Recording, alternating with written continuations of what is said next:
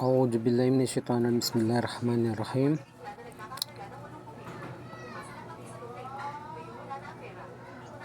Good afternoon everyone, and especially sir. My name is Julaydin Sinabangan, first reporter from the group 12.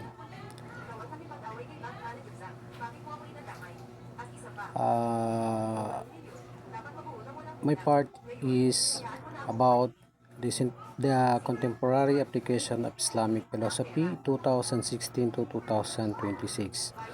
Ang unit na ito ay tumutukoy sa pag-aaral kung paano maisabuhay at mai-apply ang mga tradisyonal ng paaralan ng pilosopiyang Islamiko sa modernong mundo or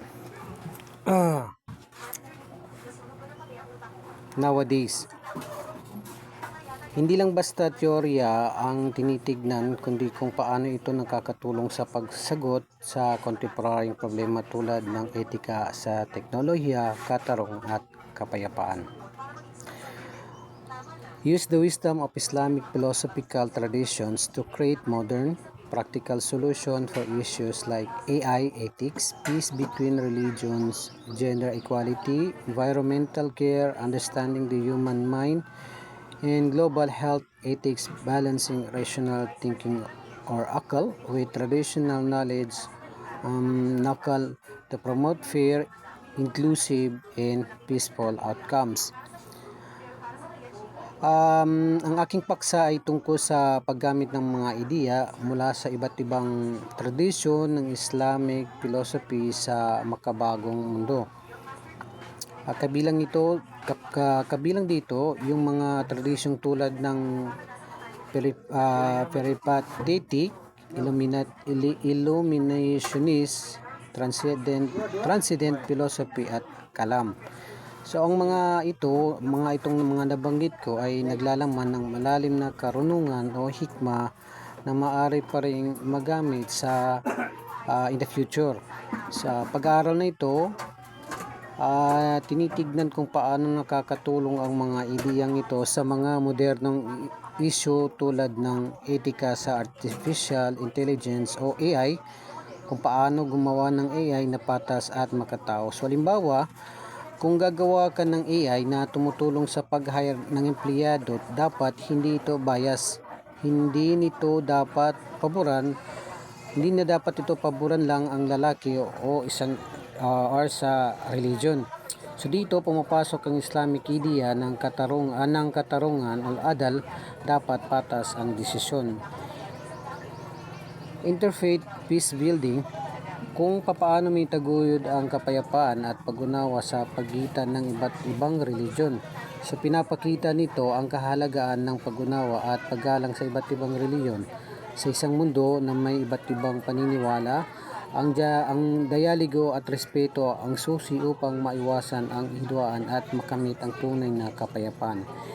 In gender justice, papaano mapapanatili ang pantay na karapatan ng lalaki at babae. So, binibigyan pansin ang mga pangangailangan ng pagkakapatay-pantay sa karapatan at oportunidad ng babae at ng lalaki. So pinapakita nito na ang katarungan ay hindi lamang para sa ilan kundi para sa lahat. Halimbawa sa trabaho, parehong may oportunidad ng babae at lalaki na maging leader o manager. So hindi dapat minamaliit ang kakayahan ng babae, dapat pantay ang tingin sa kanila.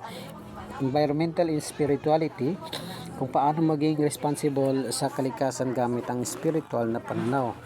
Itinuturo na ang pangangalaga ng kalikasan na hindi lamang responsibilidad bilang tao kundi bahagi rin ng pananampalataya. Ibig sabihin, ang tao ay may tungkuling maging mabuting tagapaghalaga sa mundo. Cognitive science, ang papaano naiintindihan ang isip at kaalaman ng tao sa paraang nag-uugnay ng tradisyon at modernong kaalaman.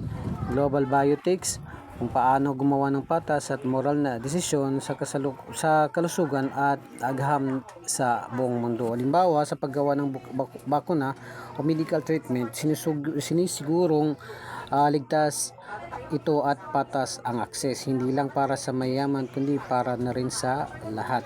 So dapat, sa madaling salita, Sinusubukan nating ipagsama-sama ang tradisyon na karunungan o hikma at matalinong solusyon sa mga kontemporaryong problema. Ang layunin nito is para mapanatilihin ang balanse pa sa pagitan ng akal at ng nakal. So habang nakafocus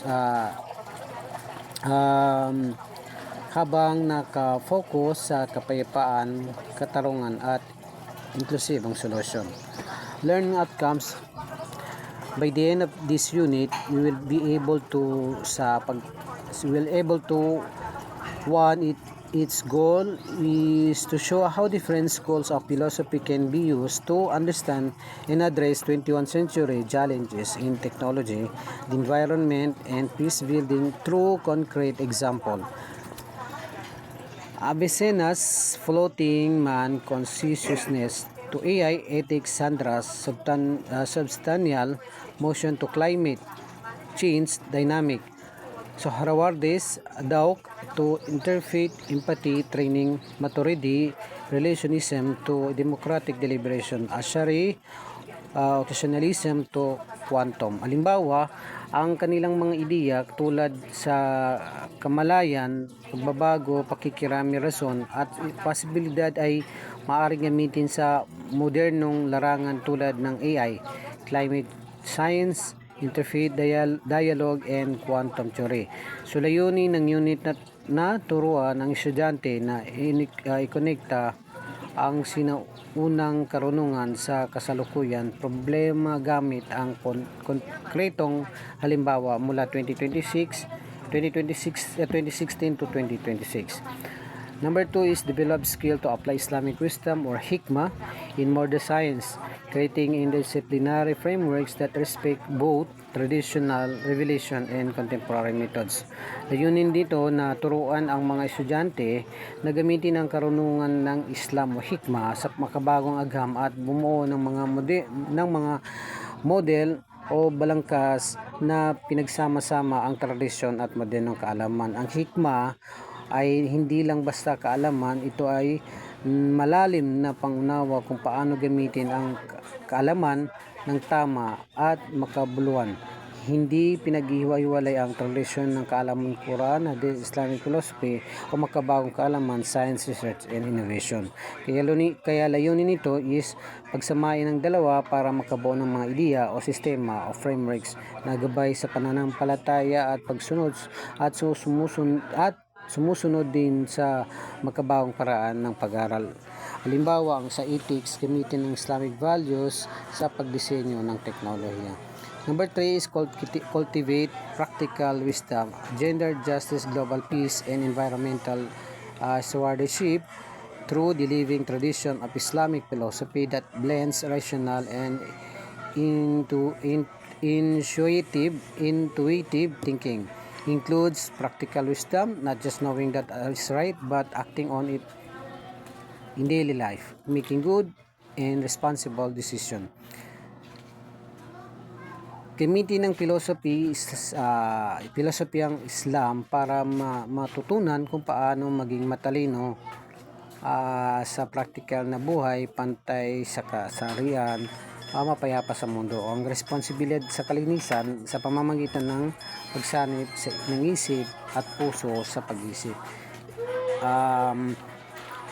Ang ibig sabihin nito is gamitin ang pilosopiyang Islam para matutong mamuhay ng tama at makatarungan sa totoong buhay. Kasama dito ang practical wisdom o hindi lang ang alam ang tama kundi ginagawa ito sa araw-araw. Marunong tayo sa mga desisyon sa tamang paraan.